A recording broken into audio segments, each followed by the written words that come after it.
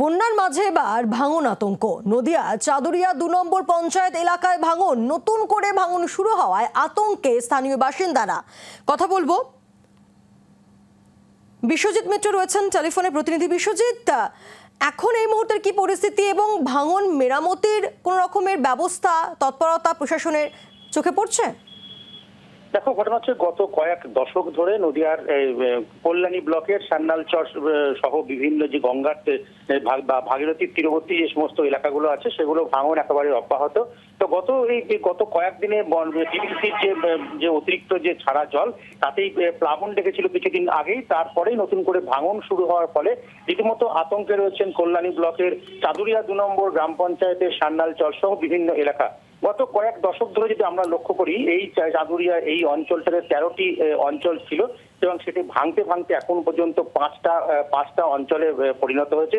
ইতিমধ্যেই ৮টি গ্রাম ইতিমধ্যে গঙ্গার গর্ভে সেগুলো তলিয়ে গেছে এবং নতুন করে এই সমস্ত জায়গাতে ভাঙন সৃষ্টি হওয়ার ফলে তারা আতঙ্কে রয়েছেন এবং এই সমস্ত মানুষগুলো অত্যন্ত গরিব এবং দরিদ্র শ্রেণীর নিচে বসবাসকারী। কিন্তু ভোটের সময় নেতা মন্ত্রীরা কথা দিলেও এখনো পর্যন্ত নেতাদের কোনো রকম কোনো সদুত্তর পাওয়া যায় না ভোট নিতে গেলে। তবে প্রশাসনের সূত্র থেকে গতকালকেই বিকেল বেলাতেই সেখানে পর্যবেক্ষণ করে গেছে এবং স্থানীয় বাসিন্দারা তারা একটা দীর্ঘ ক্ষোভের সৃষ্টি হয়েছে।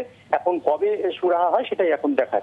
পাইল ৫০ থেকে ৬০ কিলোমিটার এলাকা, প্রায় ৫০ থেকে ৬০ কিলোমিটার এলাকায় সেখানে এই ভাঙন লক্ষ্য করা গিয়েছে। যে ছবি আমরা দেখাচ্ছি সেক্ষেত্রে সেখানকার বাসিন্দাদের অন্যত্র রাখার ব্যবস্থা।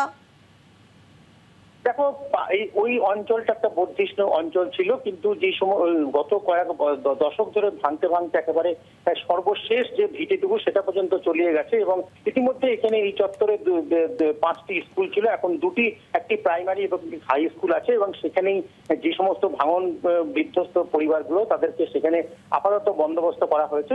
যেহেতু অন্যত্র সরে যাওয়ার মতো জায়গা নেই, যেহেতু গঙ্গার জল ছাপিয়ে গ্রাম মাঠ ঘাট যেখানে ভরে গেছে এবং সেখানে নতুন করে বসতি স্থাপন করা তাদের একেবারেই সম্ভব নয়। তবে বেশ কিছুদিন জলটা নামলে তবে হয়তো তারা অন্যত্র সরে যাবেন বলে এমনটাই নজর রাখো। ধন্যবাদ। এখন জলটা যত নামছে নদীর ভাঙন শুরু হয়ে গেছে অতিরিক্ত। এই আমার গঙ্গার পাশেই আরও কয়েকটা পরিবার আছে যারা এখনো জায়গা কিনতে পারেনি, অথচ ভাঙন। আমরা হয়তো আজকে কিংবা কালকে সকালে আমরা অটল বিহারী স্কুলে শিফট করবো কয়েকদিনকার জন্য। ভাঙনটা শুরু হয়েছে 12টা ভাটার সময়টাই, মোট কথা আরো ভাঙবে এই 2-1 দিনের মধ্যে। এই মুহূর্তে কতগুলো বাড়ি বা কতগুলো দোকান এরকম দেখুন, এই গত 1 মাসের মধ্যে 45 থেকে 50টা পরিবার গঙ্গাতে ভেঙে গেছে বাড়ি। বাংলার আওয়াজ, বাঙালির আবেগ, জি 24 ঘন্টা।